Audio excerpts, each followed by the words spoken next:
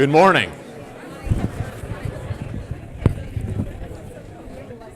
I feel like I'm in church. There's empty seats up on the front row, and that's about the only place there are any in the house.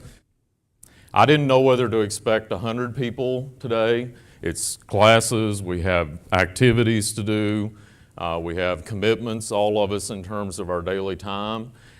We haven't done this in a while, I take it, as a collective institute. I had no idea what to expect, whether we would have 50 people in the room, whether we would have the room packed like we have it today. It's a great thing to see. Thank you for being here. Thank you for your time. I'm very conscious of how valuable it is. But I thought that we were at a point in the Institute's history that it needed to be a chance for us to have a collective dialogue and discussion about really where we are, a discussion about the opportunities that are ahead of us. I've been out in the state for the last 6 months since joining you in this position, talking about this a lot, but I haven't had the chance to talk to you about it directly. And I think it's important for you to hear what I've been saying and hear the message in one voice, if you will, as well as hear some of the planning that we're going to be unleashing this spring and inviting you into that discussion, inviting you in to participate in that discussion that I think is going to be critical for us, very important for us as we shape this land-grant university moving forward. So what I'm going to do this morning is move through the front end of our time together, maybe the first half hour, telling you the same message, sharing with you the same message that I've been sharing with our stakeholders out in the state. Some of you will have heard this before. I apologize for that right up front. Most of you have not heard it, and I think it's important that you do. So I'm going to walk through that first. I'm going to talk about how we are changing as a land-grant university at the University of Nebraska, why that is a great thing for us, why it presents some huge opportunities for us, especially in IANR, as our part of the university. And then we're going to talk in the last half hour, before we have some open discussion with you, about this planning process that we're launching today in the Institute and what our hope for that is, why we're doing it, and what we hope will come out of it leading into our next fiscal year in 2012. First, let's remind ourselves of just some facts. We are a land-grant university. That is a fabulous opportunity for all of us. Many of us, most of us in the faculty are probably products of the land-grant university.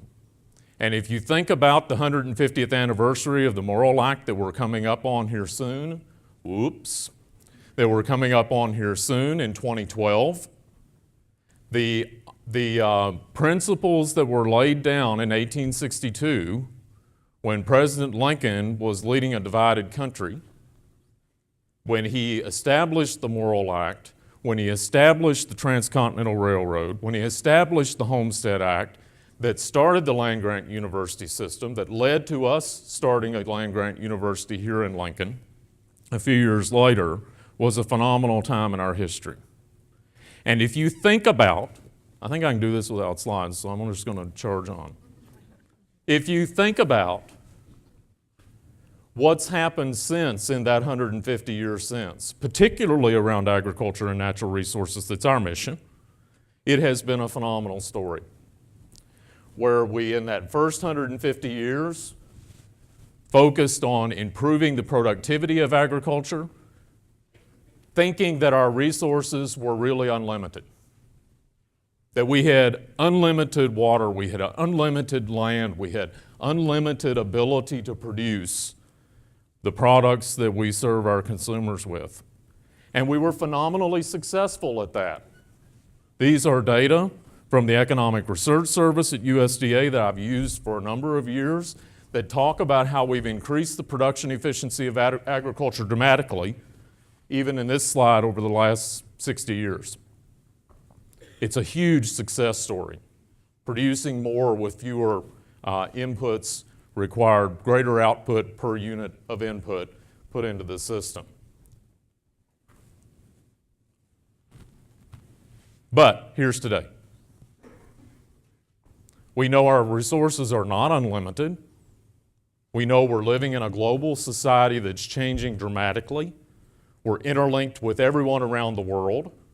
I used the example all last month of when the stock market responds to bombs being thrown in Korea on a minute-by-minute basis. We live in a different world than we lived in a decade ago. And the land-grant university that we live in, that we have the opportunity to shape, is changing dramatically as a result of that. And we have the opportunity to reshape it here at the University of Nebraska, and frankly, that's why I came back here to be part of that with you, to help you to do that. So those are some givens that we're operating in. Here are some other givens. Here are some real challenges that we have ahead of us. I met with the Ag Builders of Nebraska yesterday in the state legislature, and we talked about how we know today we're at near 7 billion people on the planet. We expect in the next few decades to be at over 9 billion people on the planet. And we know that that means that we have to, by depending upon the day you talk about, 70 to 100% increase in food production required to feed that growing public around the world. And that's a great challenge. The reason it's a great challenge is that the resources that we have to do that, as we mentioned, are probably not going to increase to be devoted to agriculture. They're probably going to decrease long term, even in Nebraska. That's likely to be the case because there's going to be competition for those resources, right? Competition from fuel production, competition for other use of those natural resources that are going to challenge our system to meet that demand. We know that's true. We also know that we have an environment that is changing that we need to be very conscious of. We have concerns about soil and air quality, water quantity. We have concerns about greenhouse gas emissions. We have concerns about climate change. All of those are real. All of those are things that factor into how we need to look at the future of the way that we position our resources on our campus. These are data that some of you at the Life Sciences Retreat saw Molly John share with us last fall, where she used this graph to talk about climate change. I asked Martha Shulsky in our Climate Center to give me Nebraska data. Here's the Nebraska picture for that. We know that the climate is changing. Some might argue it's becoming more variable, and we have to be able to respond to that. So there's a real issue that we have directly on our plate. We have a number of conundrums that we're dealing with. I refer to these as conundrums because they are to me. The first one, I saw it again this morning. I was stopped at a stoplight up here on Holdridge, and I was talking to my wife on the phone, which is a morning occasion. That we do that every day. We check our bases. My wife's in Sutton, and I'm in Lincoln today. And I see this sign from the food bank in Lincoln that 1 in 8 people in the United States struggles with quantity and quality of food. That's unbelievable to me.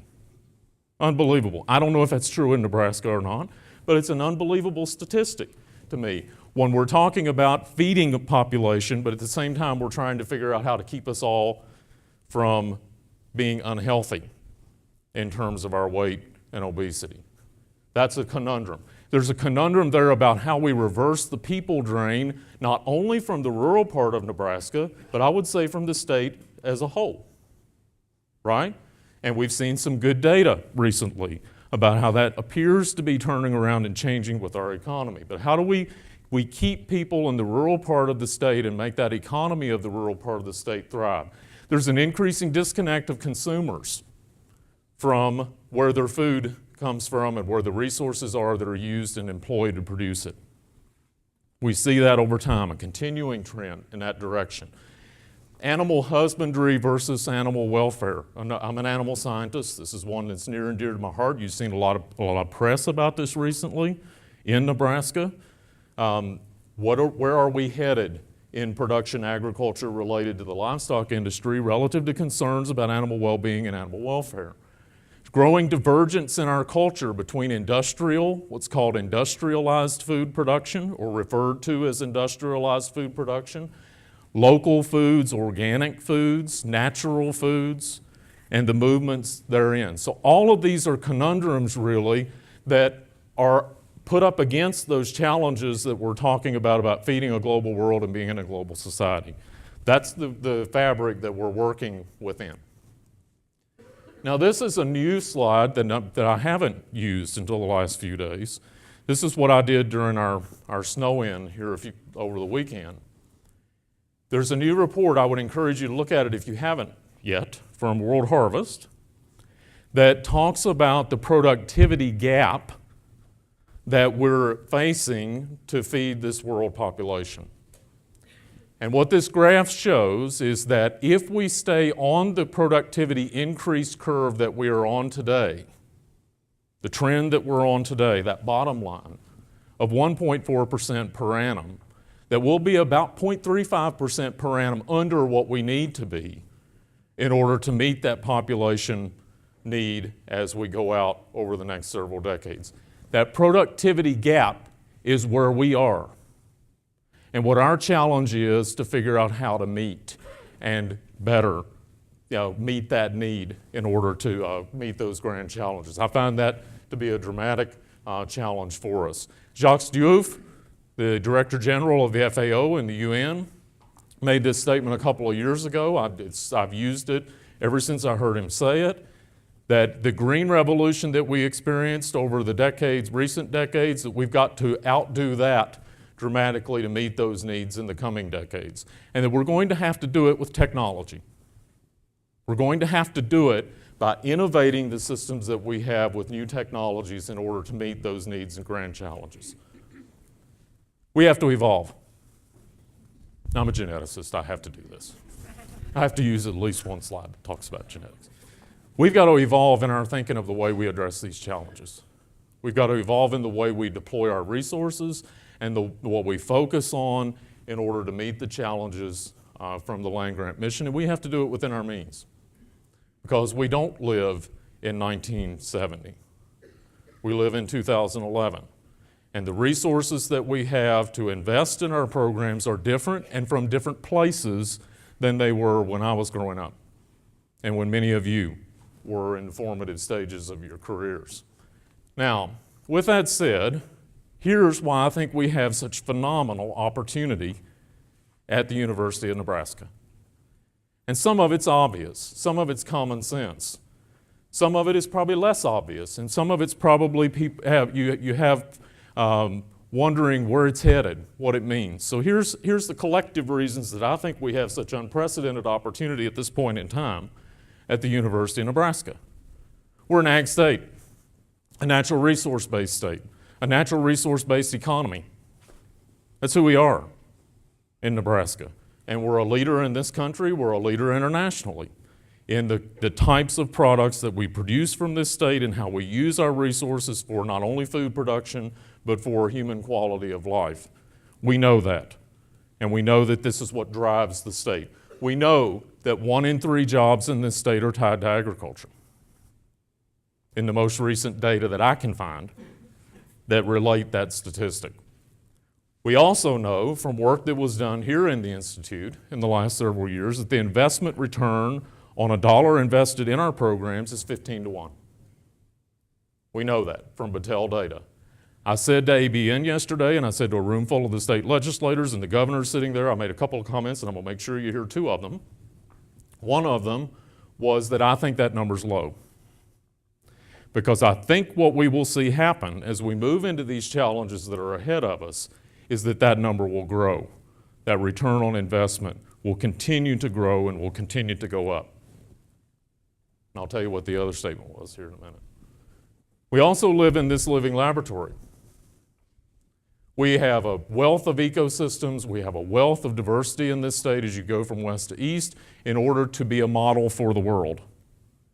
Now, I've heard a little bit of consternation about global water for food instead of just water on Nebraska. Why are we talking about global water for food? Well, one of the reasons is we have a living laboratory for the world. We can extend our reach around the world to understand from the water resources that we're blessed with in this state, where we are. We can use that to extend our reach around the world in helping to solve this problem. Helping Nebraska first, but extending our reach around the world. That's a great thing. It's a phenomenal opportunity for us to use this living laboratory that we have. And fortunately, my predecessors, many of you in this room, built this, helped to build the system that we have in place that uses that laboratory and deploys the resources to understand it. We have people spread across this state, many of them on the web this morning. We have people in 83 of the 93 counties in our extension service that are out there in the public. We have 4 district research and extension centers. We have a number of other sites that are important to our teaching, research, and extension activities that are spread across this living laboratory that are in place. And you all know that those resources at many of our sister states have declined and diminished over time in a way that I think we're positioned quite well because they haven't declined here over time, at least nearly so much so as we've seen at a lot of our land-grant university compatriots. We are hearing, and I've said this over and over to you as I've visited with your faculties, these words used to describe the University of Nebraska at Lincoln. I will tell you that it was very powerful yesterday. Alan's getting tired of hearing me say this because I've said it 6 times to him since 4 o'clock yesterday afternoon. We had the room full of state legislators yesterday. And your president, JB, stood up and said that the core of this university is these words. Your chancellor, Harvey Perlman, stood up and said that the core of this university is these words. The governor stood up and said, the core of this university is these words. And you can imagine what I said. Hallelujah, praise Jesus. I mean, that is powerful, folks. It is powerful because, and why are they saying that? They're saying it because of what I've already, all the things I'm just reinforcing in your heads that we know about the state and the importance of this in the state. So we're at a really interesting time because of that. We're at a really interesting time in our history to be positioned in that way. We also are at an interesting time because the problems that we have to solve to meet those grand challenges aren't going to get solved within a discipline. They're going to get solved at the edges of our disciplines. They're going to get solved by interdisciplinary research and by working together across teams that we have to build and systems that we have to build to deploy our resources to solve these big problems. They're too complex for us to solve down within our disciplines. We're all a product of disciplinary research and education. I had the good fortune of working with this man. I've shown his picture multiple times since coming back to this campus. He's now gone. His name was Gordon Dickerson. He was my major professor here at the University of Nebraska-Lincoln when I was working on my doctorate. He was a USDA scientist. He was world-renowned as a quantitative geneticist, working with the livestock industries, worked with all species of importance in animal agriculture around the world, and he was a systems thinker. He understood that you needed to understand multiple disciplines and work across multiple disciplines in so much as you could to tie those things together to solve problems. And I have thanked him over and over and over again for forcing me to take prelims from 13 different faculty across too many departments to name, which I cussed at the time. And several of you have heard me say that. Gordon, why are you making me do that? But I've thanked him so much for that opportunity because that's where we are now. And he had the foresight to understand that. So this multidisciplinary systems thinking, the teaching workshop you had in this room last week was talking about how do we start thinking that way in terms of our teaching programs. That's great to see because it's what it's going to take for us to have the impact on these grand challenges that are out there. We have things developing from that multidisciplinary approach. The Water for Food deal, great deal. It's forming. It's in the forming stage. It's not there yet.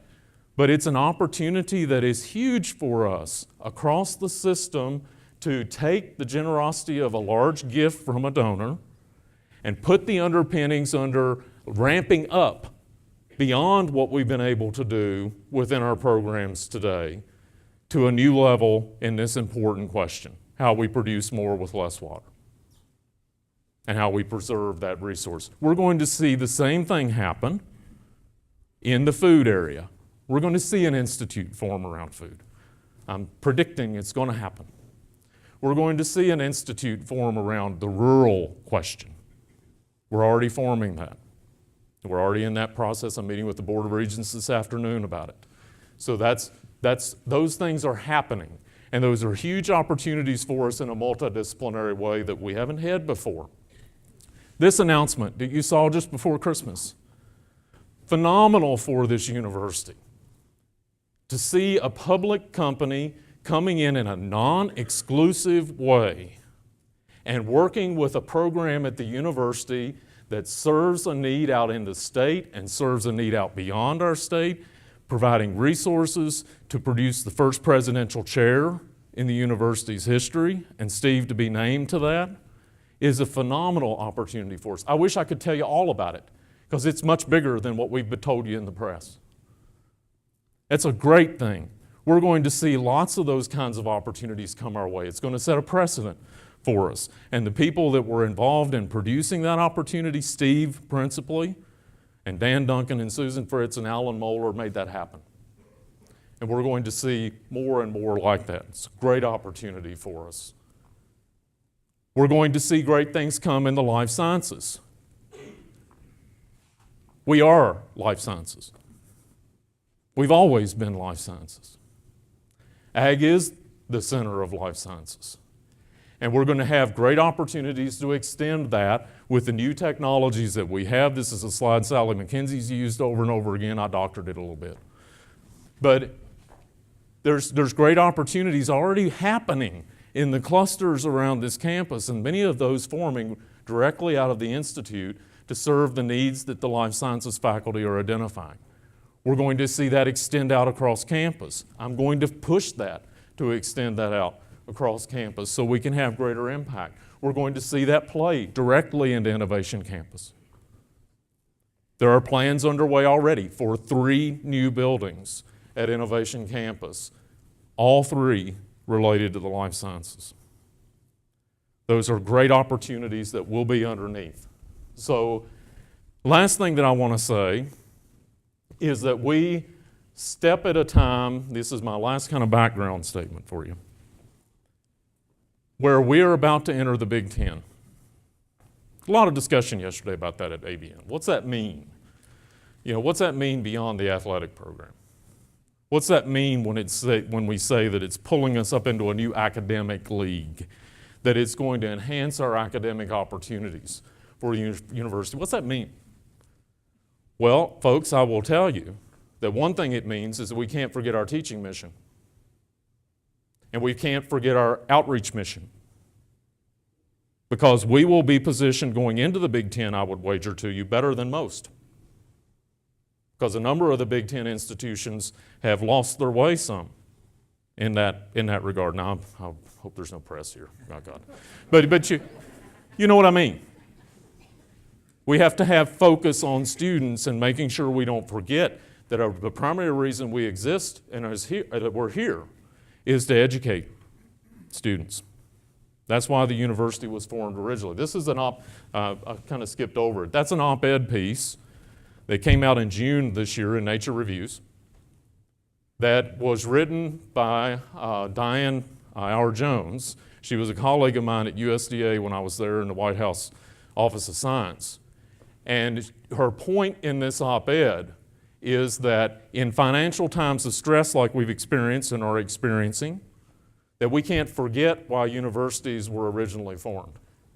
And that we have to remember to focus perhaps more on our teaching mission to create that next generation of innovators and entrepreneurs than we have in the past. And there's another opportunity that you've heard a lot about. There will be more like this, where we create new opportunities in our teaching programs to benefit students like the Engler program has already gotten up and Mark's helped to get off the ground so rapidly just in the last year. So we can't forget, this is the last slide, and I always use this when I'm out in the state as the last slide intentionally. If I can get it to come up. to reinforce again that we're a university primarily first and foremost because we have students and that we educate those students. And we've got to reinforce that, and we've got to help build that. And you'll hear that in some of my additional comments here this morning. Okay, so that's background. I wanted to just give you that as first baseline background to get us all in the same room. Okay? Now, when you got the invitation to come to this meeting, I referred to a planning process that we want to launch and start today to occur over the next 6 months. And it grew out of a discussion that started early last fall and that then culminated in a retreat that we had in November. This is a picture of the fabulous gang of beautiful people that were at that retreat that involved all of the department heads, the district directors, the deans, and the vice chancellors. And at that retreat, I asked them to come to that meeting, we were there for about a day and a half, to have an open conversation, not about strategic plan. We have one. We have a 2008 to 2016 strategic plan for the Institute of Ag and Natural Resources, and it's pretty well done. We weren't there to discuss creating a new strategic plan for the Institute. We were there to talk about how we were going to implement it and how we were going to make it happen. And what kinds of things did we need to be thinking about in our processes, in the way that we do business, in the way that we help our faculty, the way we reward our faculty, the way that we communicate what we do, the way we measure what we do, to make sure that we meet that strategic plan's goals by 2016 and take advantage of these opportunities that we have that I've talked about this morning. So I'll first tell you a little bit about some of the things we talked about there, and then we'll talk about the process that we'll be using these next several months. Before they went to that retreat, I asked all of our leaders to read these 3 texts. And I have 2 of them up front here with me today. The first one is this Engines of Innovation book that recently came out in the last part of 2010, written by Holden Thorpe, who is the Chancellor of the University of North Carolina at Chapel Hill, on the Innovative and Entrepreneurial University. This was referenced to me by Susan Fritz. She read it. Susan read it and passed it along to me. And lo and behold, I was over in JB's office the other day, and he sent it out to about half the state. Susan, was that what he said yesterday? Wherever Susan is. Yeah, so it's a great book. It talks about what an entrepreneurial university is going to have to be in the future to address these big challenges and problems. I would recommend you read it if you haven't already.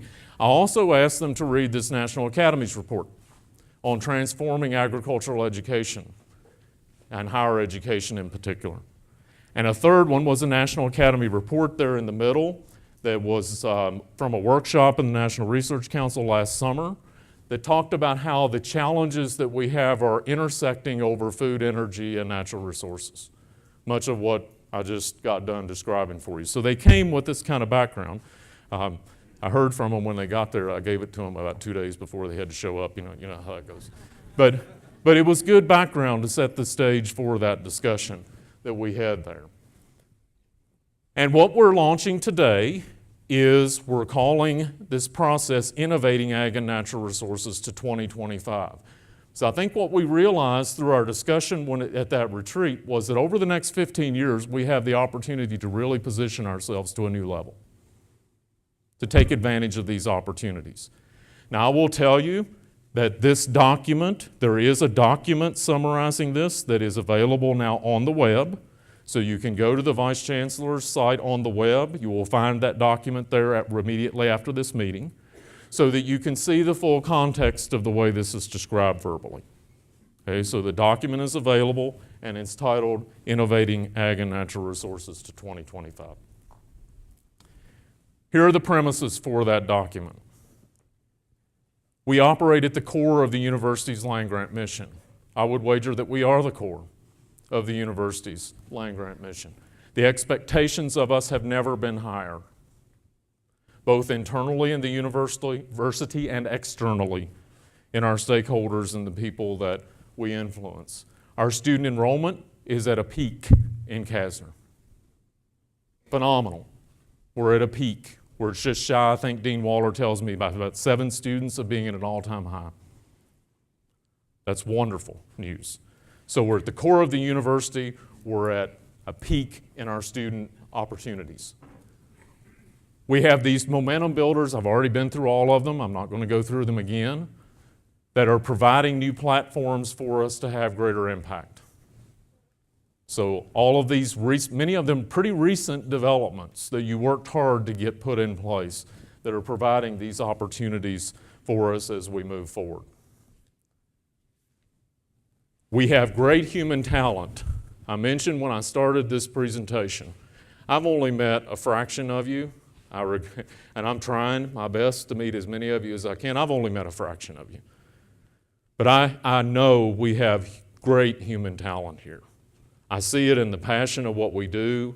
I see it in the impact that we're making. I see it in the thinking we're thinking about the future.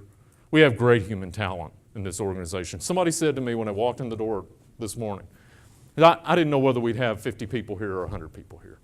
And I was back there in the coffee line. I'm a coffeeaholic. And I was back in the coffee line to get my coffee, and I said to somebody, I can't believe the room's full. And I don't know who it was, you'll know it when I say it, but they looked at me and said, we have a great faculty. We have a phenomenal faculty, and we have a phenomenal staff to support that faculty, and we're at the epicenter of the university. Great place to be. Here's some things I shared with the administrators, and I want to share them with you at the beginning of that retreat. I get the opportunity to sit in a lot of meetings and listen to a lot of discussion at the university level. And here's some expectations that I hear in those meetings of us, and I want you to know what they are. I think they're great opportunities for us. There's only one University of Nebraska-Lincoln. There's not two. There's only one UNL. And really, there's only one in you, if you get right down to it. We have resources that are spread between two campuses here at the University of Nebraska-Lincoln. We have resources spread amongst 4 campuses in the University of Nebraska system. But we have a singular purpose. And we need to take advantage of every opportunity to leverage those resources. And I'll be pushing you in every way I can to make that happen. We cannot duplicate with our resources. We've been through 10 years here, you've been through 10 years here, of trying to figure out how to duplicate less and do more with less. We're continuing in that path. We're not done with that yet, you know that. But we can't duplicate any of the resources because our resources are limited for investment in higher education. If the IANR mission is at the core of the university, we're expected to set the standard for success. We do every day. We're expected to set the standard for success on all of the metrics in terms of creating interdisciplinary programs and having impact from those interdisciplinary programs. We're expected to lead the charge in the development of Innovation Campus. When Harvey stood up and talked yesterday to the ag builders about Innovation Campus, I mentioned to you earlier, he said it's going to be focused around those core words, and he added software as a 4th one. And we're at the core in many ways of 3 of those 4 words. So we're expected to lead in that development in transferring our expertise through Innovation Campus. We're also expected to lead in the development of the economic success of rural Nebraska, continuing to do that and continuing to get more creative in the ways that we do that. This thing has a little delay on it. We are expected to articulate big goals, and I'm going to throw some big ones at you here in the next series of slides. I'll forewarn you. One of the things that came out of this retreat was we need to articulate our goals, and we need to put metrics on them. We can't just have a goal. I'm always telling my kids, you get lost in these buzzwords sometimes. Innovate's one right now. Sorry, I'm using it a lot. But innovate's one of those words. You can't innovate if you don't know what you're innovating to. What's the metric we're going to measure that at the end of the day that we're innovating to? So we have to articulate some big goals, and we have to be willing to risk putting some numbers on those. What those numbers might be and look like long term.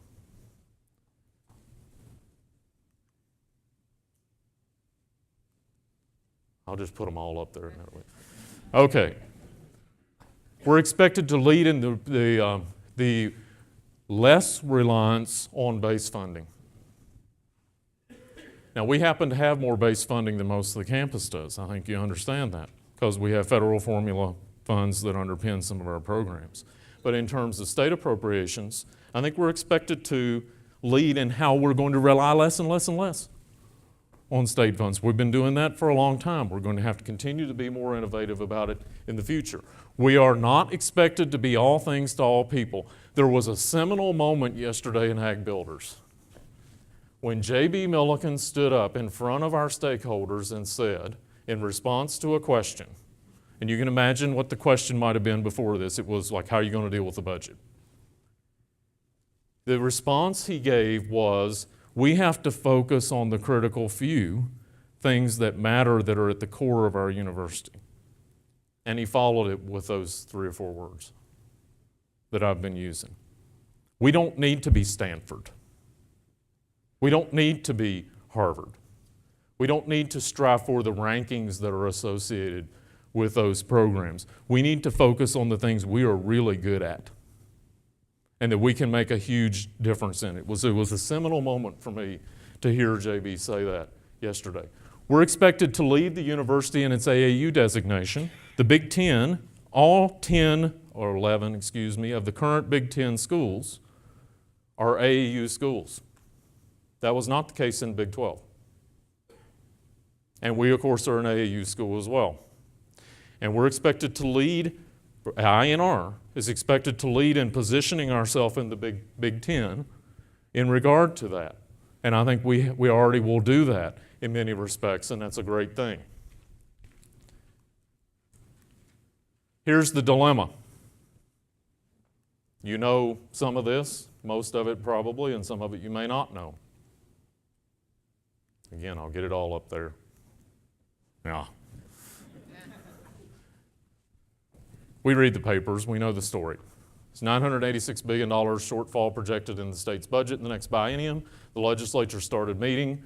The governor's giving his State of the State address today that will talk about his budget. We're optimistic that he will be quite favorable to the university. We'll see how that plays out. But the legislature has this shortfall to deal with in the state budget. And they're going to have some hard decisions to make about how they do that. We're waiting to see how that will impact us.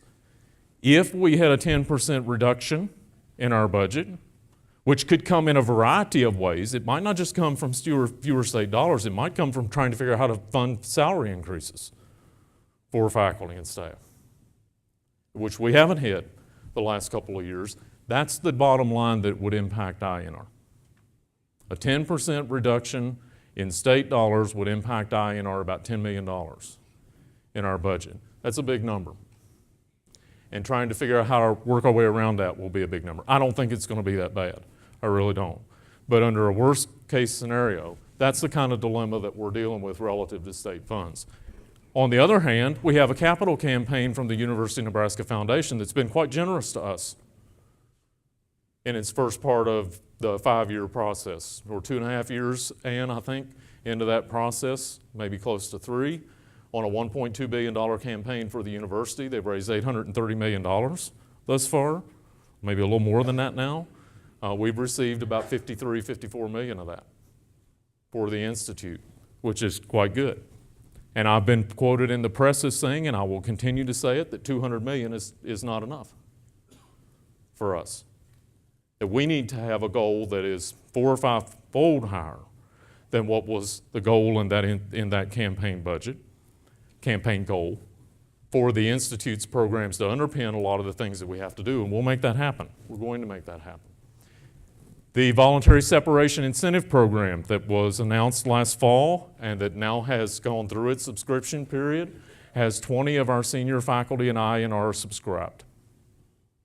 So we're going to lose 20 of our senior faculty to this program, which will be a loss and will leave holes in departments and programs and areas of expertise that we're going to have to fill and figure out how we move forward to have the talent that we need as well as the budget associated with that as well. So those are some of our dilemmas that we have on the financial side.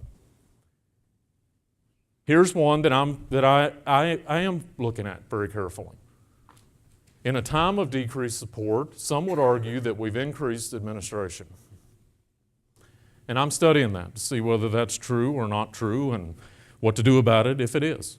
Some might also argue that we're stovepiped, that we have an extension division, that we have a research division, that we have CASNR, that we have departments within all of those, and that we're maybe not interdisciplinary in the way that we're thinking. So that's a dilemma that we have to think our way through. We have strategic accountability measures in place, but one of the things that I'm puzzled by is whether our teaching numbers track with our teaching requirements and load. And I think it's out of whack in some places. Frankly, we need to look at that carefully and see whether we do have those resources in place appropriately.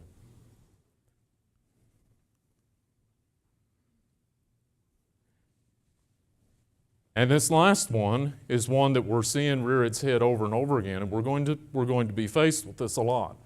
There's a lot of policy discussions going on in agriculture right now, and natural resource use and natural resource planning. There's a lot of policy discussion happening.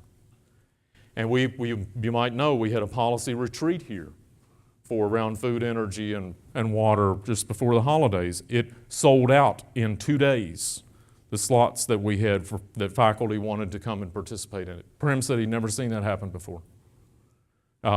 Because we do have a lot of hot button issues. And we're getting pulled into those hot button issues appropriately so. We should be discussing those issues, but they are tough ones, and many of them are quite polarizing, and we need to help inform that discussion in an appropriate way. We've seen several of those play out just in the last little bit of time. All right, so here's the planning process that came out of that discussion. We have to be able to innovate and put an entrepreneurial culture in place. We need you involved in that process, so we're inviting you into that discussion today. We need some new approaches and models to ensure future success. And I apologize for this delay, but it's really delayed. We have to be able to reduce bureaucracy. We have to build a vibrant and dynamic community in the Institute in order to do that. We have to clear the path from bureaucratic hurdles, which I think there are more than there need to be for you as faculty and staff, and we have to figure out how to clear many of those so that you can focus on the work in solving these problems in an efficient way. We have to be able to connect the dots in multidisciplinary ways. You've heard me say that several times. And we have to have a process to allow us to do that very efficiently. And we have to be able to boldly articulate some goals. So get ready, here they come. Here's what those bold goals are that I was telling you about earlier, and you'll see these in the document. We have to sharpen our communications. We're going to spend some emphasis around that and how we do that in a streamlined way. And of course, we have to engage our students. So here's some of these goals that you'll find in this document. Now, I will tell you up front that there are numbers on these, and you're going to see the magic. There's 25s and 50s and multiples of 5 and lots of them. So those aren't final numbers. They're placeholder numbers. But they're the kinds of goals that we want to be articulating as we walk through this process this spring. We'll come out of the process at the end of the spring, in the summer, with what those numbers might be. But I want you to get the idea of what we're thinking about in articulating some of these goals. And they'll be across the spectrum of our mission, across the teaching mission, the extension mission, and the research mission. So by 2025, increasing production efficiency of Nebraska agriculture by 25%. We have to articulate a goal around that. Increasing agriculture's water use efficiency by 15%. That might be low. Decreasing the rural median age in Nebraska by 2.5%. That is one that is huge. And I know it's a big number. When you look at the trend, it's been exactly the opposite for a long time. So that's a big goal, but we need to state that kind of goal.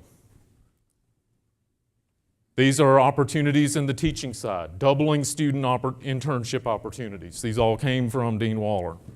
Introducing agriculture production and sources of renewable energy to NU undergraduates, 20,000 members of the general public annually, 10,000 K through 12 students annually, doubling the number of fourth graders in our schools that understand food literacy and are forming that food literacy early in their lifetime. Those kinds of opportunities to better understand the system. We're already doing that through programs that are started today with some of our faculty.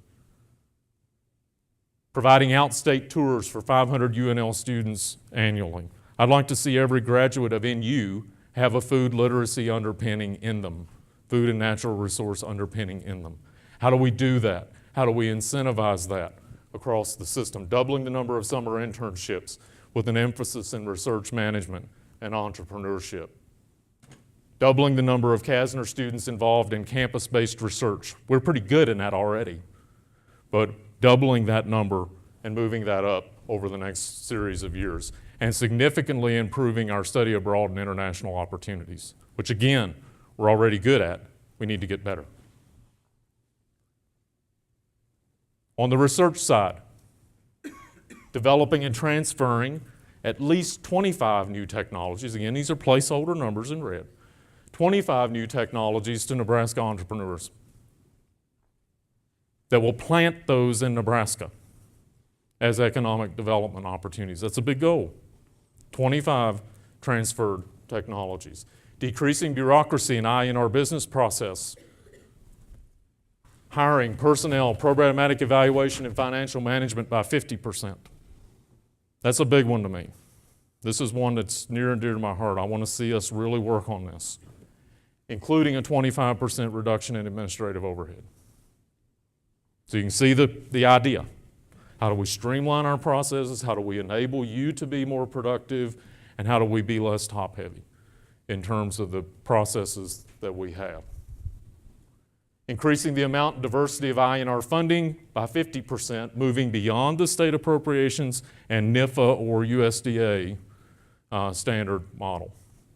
Diversifying our portfolio of external funding. You've been phenomenally successful at that already. We need to continue on that upward trajectory.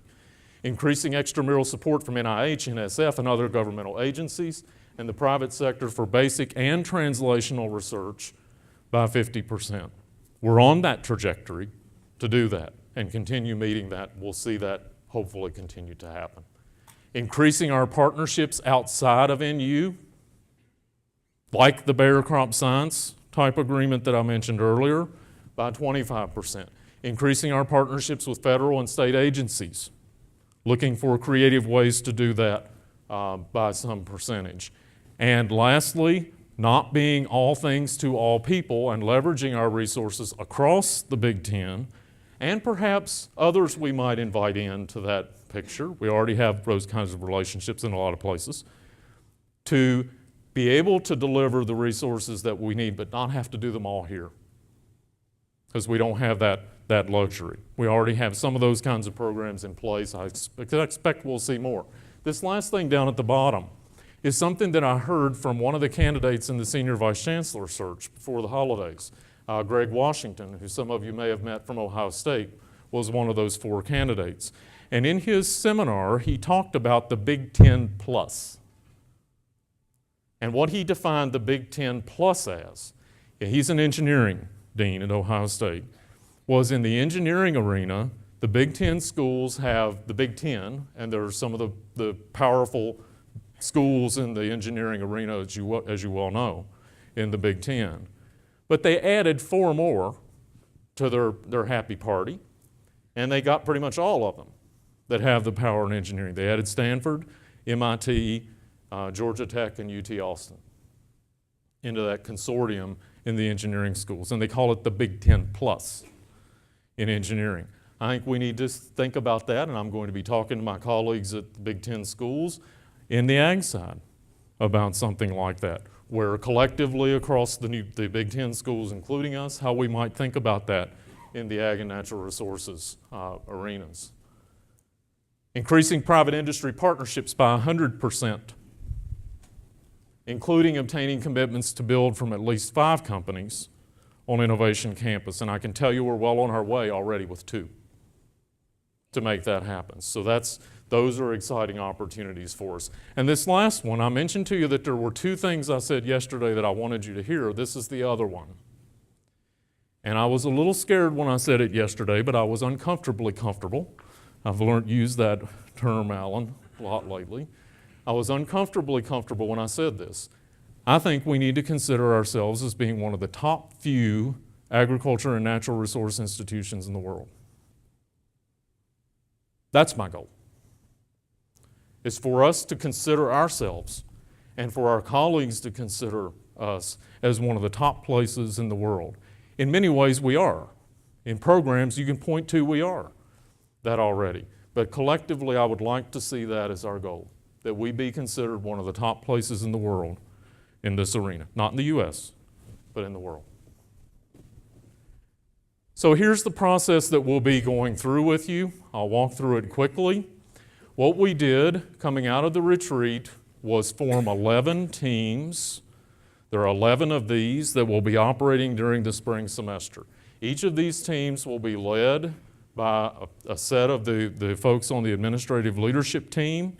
They have been asked to engage you as faculty and staff during the course of the next 6 months, finishing by June 30th with a set of recommendations out of that specific area to bring back to us to consider for implementation changes in the Institute moving forward. Okay? So there are 11 of these teams. There are no rules. I've told the folks on the teams it's up to them to decide how to engage the faculty, how to bring in your input and your support and your feedback into those discussions around these areas. We'll be hearing from them on a routine basis through the spring. Next fall, put it on your calendars, we will have a colloquium that will involve all of you, where we will be inviting in some world experts in the food security area, and we will have as part of that discussion how we're moving forward with this plan, what we learned in this process from those 6 months, and how we plan to move forward. And here are the teams and what they'll be working on. There is a team on evaluation reformation, we're calling it, that Dean Fritz will be leading, where we'll be looking at both faculty and staff evaluations as well as programmatic evaluation processes. And how can we reform that in a way that captures the impact of what we do, but captures it in a very simple and easy way to manage. Okay? And I've heard from you routinely as I've visited with faculties, this is a hot button with you, that you want to see some work done in this arena. So they've got a big job to be engaging, thinking about how we do that. And as part of that process, how do we evaluate the impacts of these new kinds of climates that we're in with multidisciplinary research, for example, and education? How do we measure that? How do we reward that? How do we incentivize it? There is a group on acquiring, retaining, and developing human talent, how we hire people, how we can get that done faster, how we can get that done more efficiently, and how we can retain our high-quality people here in a way that will be successful long-term. Marjorie Kostelnik, Dean of the College of Education and Human Sciences from the Dean's Council, will be leading that group. This is a big one, and I've got a very capable guy leading it, where I've asked Alan to lead a team that will be looking at how we re-engineer our business processes. There's been a lot of progress in this area, I know, in recent years, but how can we further simplify the way that we do business on the financial and business process side? This one is a big one, and it's one I've actually thought a lot about because I've been reading all the different ways that we communicate over the last several months, and we communicate in a pile of them. There are a pile of newsletters, there are a pile of different fora that are out there across the Institute, some that serve a direct purpose, others that are redundant, frankly. And we need to be thinking about how do we communicate in a streamlined way, internally and externally, so that we deliver the impact in a very, very efficient and powerful marketing way for us. And Mark Balschweid from the Department of Ag-Lec will be leading that. Entrepreneurship, education, and integration. Now, this doesn't just refer to entrepreneurship in our undergraduate program, it refers to in our faculty as well. How do we encourage a community of entrepreneurial spirit in the way we think? Because if you read many of those goals, they're entrepreneurial goals in the way that they're articulated.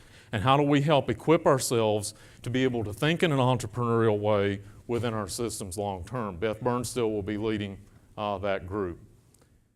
Transforming food and natural resource literacy. The Chancellor has as a primary goal, one of his primary goals, I think he first put this out in a State of the University address about a year ago, what we do in ag and food literacy and how we extend that beyond just Kasner, beyond our own students in the Institute, more generally across the campus. So there's a part of this that's internal in the Institute. There's a big part of this that's external to the Institute as well. Dean Waller will be leading that team.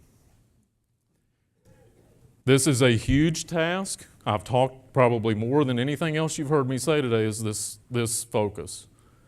How do we incentivize, reward, encourage multidisciplinary programs in a structure that's not designed as interdisciplinary? So how do we develop that? We had a really good discussion at the retreat on connecting the dots. And David Jackson was the first person that brought this up, and I want to point out to his contribution in it. How do we connect the dots?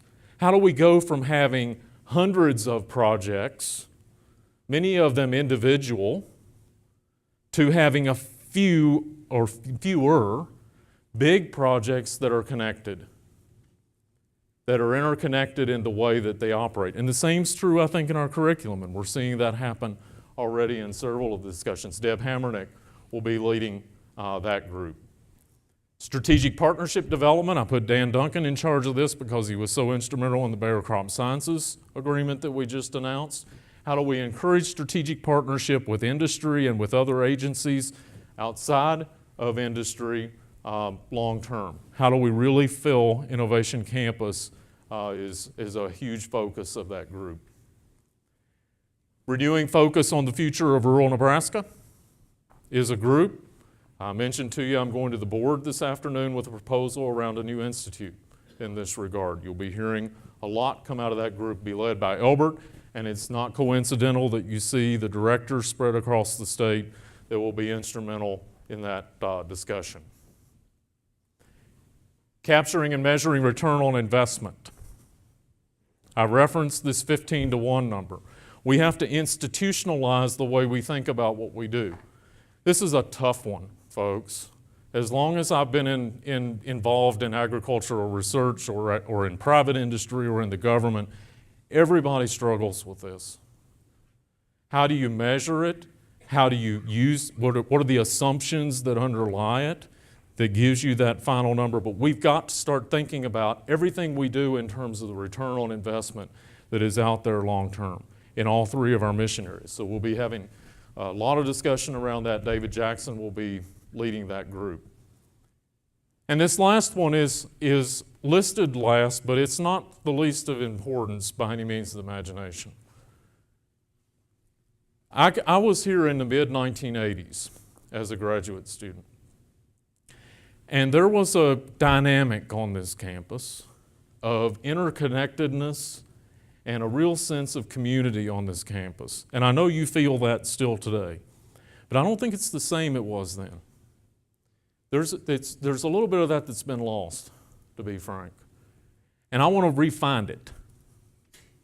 I want to re-find that real sense of community that's there and help build that dynamic community that we have that interconnects us all across those three missions.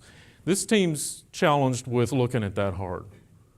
Where did that go? Why did it go that way? How can we recreate some of that sense of a dynamic community in the Institute as a whole?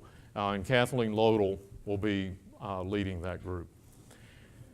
Now I know that I have captured your attention and had your butt in the seat for a full hour, listening to these slides, but I thought it was important that we do it.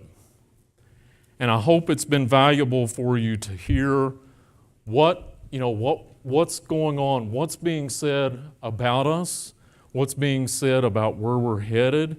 I don't want to represent what's not you. I'm doing my best to represent what's you. And I feel really good about what's happening.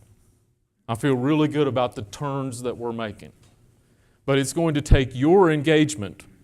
It's really going to take you engaging in these discussions. That's why we want to have this open discussion. I don't have all the answers.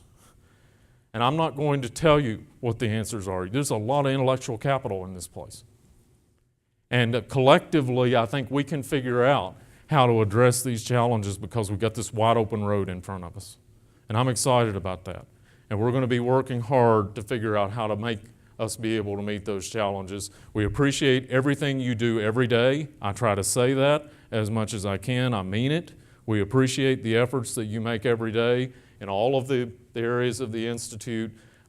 Keep doing great work. Now I'm going to stop there. We've got 20 minutes or so for open discussion from the floor or questions that might come in over the web. I think Jill's going to capture those. I know if you need to run because I know there's a lot going on campus and we've had you here. But I'd welcome any questions or open discussion that we might want to have. Thank you.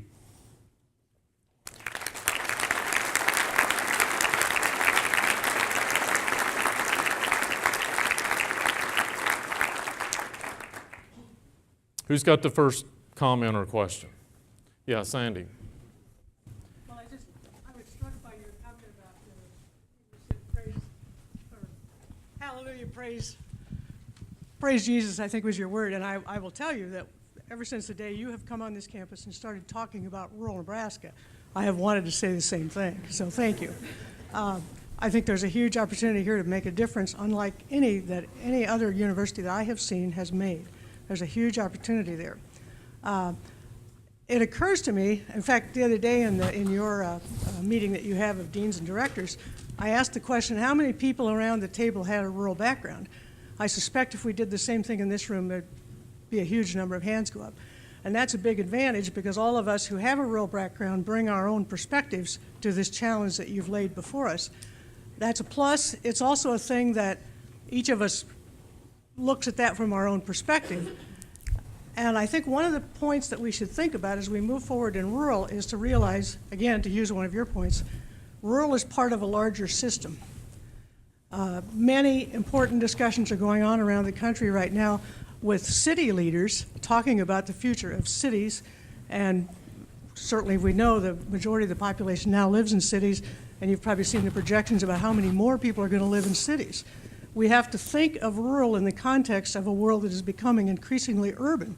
And you can go, as a first step, you can immediately go to food. Because all of those hungry people that we're talking about, a very large percentage of those folks are going to live in a city. And you've touched on a lot of implications for that already. But just to talk about something here in Lincoln, your numbers on hunger and poverty were striking. Just Tuesday at the Downtown Rotary Club, we heard a presentation from Steve Joel, who is the new superintendent of Lincoln Public Schools, and I was astonished to hear him say that right here in Lincoln, in the last decade, the children ages kindergarten to 5th grade, the poverty levels have risen from somewhere in the 20%, I don't remember his exact number, to today it's 43%. That's just here in Lincoln. If you go over here to the Center for People in Need, you will see thousands of people in there with children who are hungry. So Lincoln is a pretty good place to start thinking about that, and it's relevant globally, I think. So thank you, and I think you've hit really important themes here. Yep. Sandy, I'll take leeway with your comment a little bit. I didn't paint a picture on that rural. I mentioned there's a lot of discussion going on about it in this meeting I have later today. I want to make sure I make you understand that that discussion is not about saving rural Nebraska. I lived the last 7 years in rural Nebraska. My wife's, as many of you know, is a native of rural Nebraska. There are great things about rural Nebraska, but we need to think about what the future of rural Nebraska needs to look like. We need to think about what it needs to look like 50 years from now, 75 years from now. That's where we have the opportunity to really help inform and shape that discussion and think about those kind of things. We're thinking about the future. There's a lot of great things about the past. We all grew up in the past, but we have a rural system that was really set up around a model that is not the model we live in anymore. If we really want to be frank about it, it's built around the railroads. So that's where that discussion is. It's about what can we do to inform the future of the rural part of the state long term. So just wanted to make that point. Other comments, questions?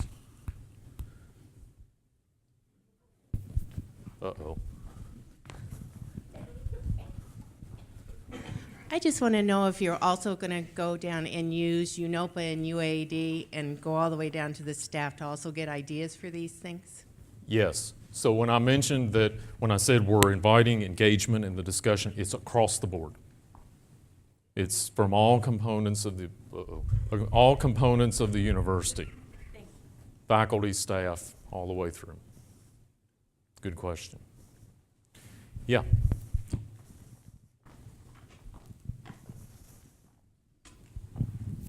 Just a quick comment, and that is that the idea of one of your committees is pivotal to success with many of the other goals you've elucidated, and that is finding ways to streamline faculty reporting, to cut down on the time that is taken for completing everything from the EARFA to other reports and communications that chew up so much of our time that much of the innovation, much of the collaboration that you are envisioning won't happen unless that group is very successful in reducing the time constraints that we all face.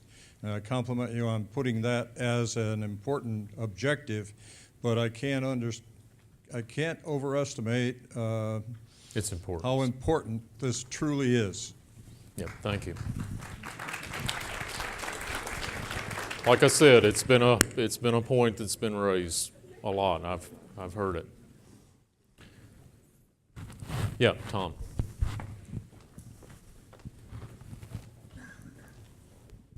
Tom Franti, Department of Biological Systems Engineering. At the Faculty Senate, we always introduce ourselves that way. I think it builds community. It helps people understand who they're talking to, especially with so many new staff and faculty continuously coming in. So building community can start by naming. So I want to thank you, Dr. Green, for this communication effort. I think in times of change, in times of stress, in times of challenges, leaders have to communicate more than they communicate in times of abundance and leisure. So I'd like to challenge you even to communicate more. And an example of what I'm thinking of is former director of the Natural Resource Conservation Service in Nebraska, Steve Chick, sent out a weekly Friday email which communicated his thinking, his observations across the state about his organization, which is just like IANR, across the state, dedicated to food and natural resource management, those key issues. And that weekly email went to his entire staff and partners. And what a way to communicate our mission to ourselves and to our partners across the state than hearing from you on a regular basis. Add that to your plate. Point well taken. I am glad to communicate as much as you want me to. In fact, I will overwhelm you with communication if you want it, and several of you know that already. I kind of live on a laptop at all hours of the day and night. So I'm happy to communicate as much as you'd like. So that's, again, Tom, there's an example of the kind of discussion we want to have in these fora this spring. You know, that's exactly the kinds of things that we're wanting to find out. It's how do we make those kind of improvements? Yes. Doug Swanson, State 4-H office. I would like you to address that 53 million that you said the NU Foundation has given IANR to this point, and then the 200 million. How is that planned to be spent and being spent? Is it for new innovative ideas, or is it taking care of current programs and replacing general budget? Yeah. How does that work? Yeah, so it's a good question. The question deals with my comment about raising outside funds from through the foundation. And I mentioned that 53 million roughly has come in to the campaign to date.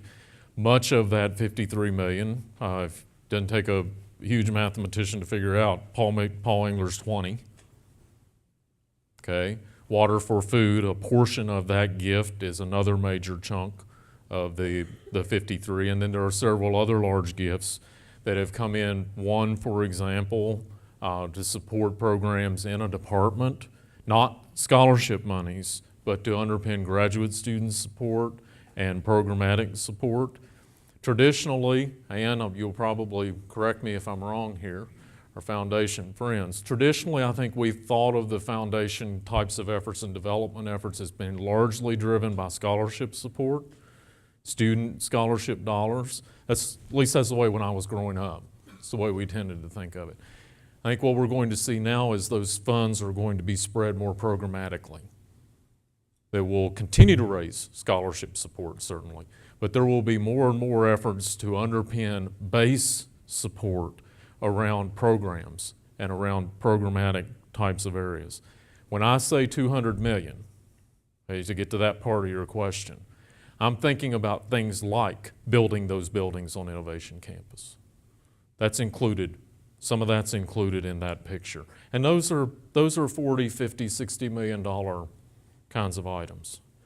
I'm thinking about ways that we underpin foundational support underneath a program like what you're seeing happen in the wheat deal I mentioned with Bayer. Steve was an architect there. I can't say enough great things about how he thought through that, because here's a program that has had a lot of strength and success in Nebraska in improving wheat germplasm. Great program, trained a lot of students, and we've had a huge impact in that industry. What do you think Steve's primary interest was in that program? Sure, it was extending the reach of the germplasm, absolutely, but he was trying to develop a succession plan for that program. He was trying to figure out how wheat breeding is going to have an impact into the next series of generations downstream, and having the underpinning underneath that opportunity long term. He ensured it, is what he did. So we're going to see more of our activity around that kind of focus. We also are having quite a lot of discussion around, this is controversial, I'll say that right up front, around the generational transfer of land in the state currently. If you recognize the fact that there is tremendous turnover in this generation right now of land resources in Nebraska. It's at a peak. Our family just went through that, actually. And there are people, lots of them spread around this state, that are interested in how those land resources might be used for future generations outside their families. There are a lot of them. So we're exploring the idea of a land trust kind of concept in the foundation. It's not baked yet, but we're thinking about how that might be an opportunity for us to put underpinning under programs, including 4-H, and including how the extension opportunities that we have in rural communities work. Good question. Jill? We have a question online, I think. From Kathy Weaver, does Dr. Green have a forum or blog site for staff? To have a what? A forum or blog. Oh. A Facebook account. Did you plant that? I don't. That's a good idea. Tom, ties into your question of having some kind of ongoing dialogue. Wow, that's a good idea. I will be up all night on my computer. I can see that coming. Yeah, Mark, and then we'll come back up to the front.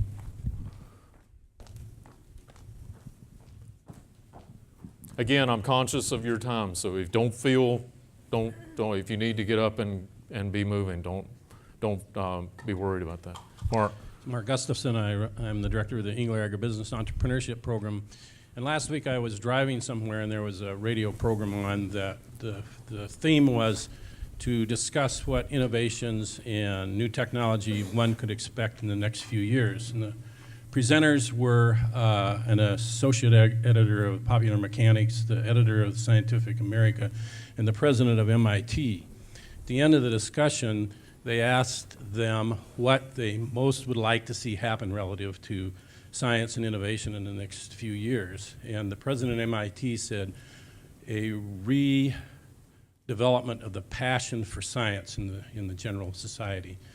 And I think in one sense that needs to start at the universities. We need to communicate better the passion that we have for science, for development, for technology, what it can do from society as we communicate, not only amongst ourselves, but out to the general public.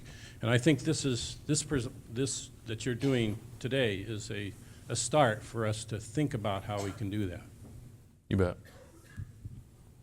You bet. It's, my favorite thing in the world to do, Mark, I'd do it all the time if I could, is be giving talks on genetics.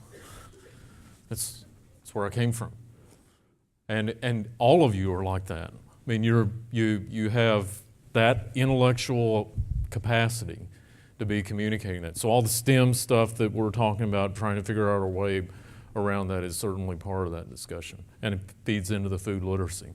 What greater way to talk about science than food and natural resource literacy? Yes, up here. Yeah, first of all, I'm Gary Linney. I'm Ag-Econ Department and also School of Natural Resources, and I'm a behavioral economist. I work on the human side of economic choice. And one thing that concerns me that we make sure we don't lose track of the notion that humans are very complex. I've studied the farming population for 2 decades on adoption behavior, conservation adoption behavior, environmental behaviors. And farmers are a very intriguing population, by the way. Very intriguing people. They're not single dimension, focused only on producing more food. They're very complex.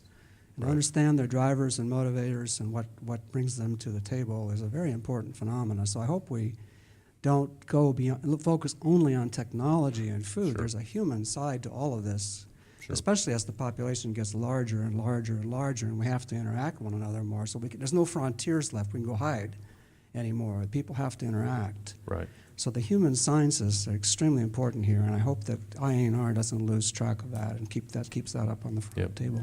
Well taken. Some of you may have seen an article that was in Nebraska Farmer earlier this week. And in that article, there was discussion. I tried to frame it in the interview. Now, I don't know how well it was captured in the story, but around that point, technology will increase efficiency and will help us meet these challenges, yes. But that has to be linked in our mission to what that means in the land, what that means for all of the people that are involved in that system and the consumers of that system. So you're absolutely right, Gary. We can't lose our focus in the human dimension side. It's well taken. Yep, back in Jim. I can hear you shout pretty loud. I can't hear you online, though. Should wear my track shoes. Got an energy pill? Thank you. I really liked your comments about that we're really one university. And sometimes that's been, in the 44 years I've been here, there's been times when I haven't always felt that way. Now, having said that, in terms of the committees you put together, did you have people from other colleges as members? And I didn't recognize all the names, but I'm thinking certainly in terms of communication, you might have somebody from journalism and the business aspects, maybe from the business college. Are there representatives on those committees from those colleges, or were these considered? So Jim's a good point. In the names that were listed there on those steering committee These are intended to be initial steering committees in the discussion and framing it. Those were all within IANR, so there weren't, you're right, there are not extended across the campus generally. But you also heard me say a minute ago that I'm not telling those committees how to form this discussion over this series in the next 6 months. I've asked them to invite in all of the participation that they think they need to have to inform the discussions and produce the recommendations. So I certainly hope that there would be input and be participation by colleagues across the campus. And that'd be especially true on several of them, as you well point out. Okay, it's 10:30. You've been a very patient audience and group this morning. I very much appreciate your time again. Please engage in these discussions as they unfold over the coming months, and we're going to look forward to seeing what comes out of it. Thank you very much.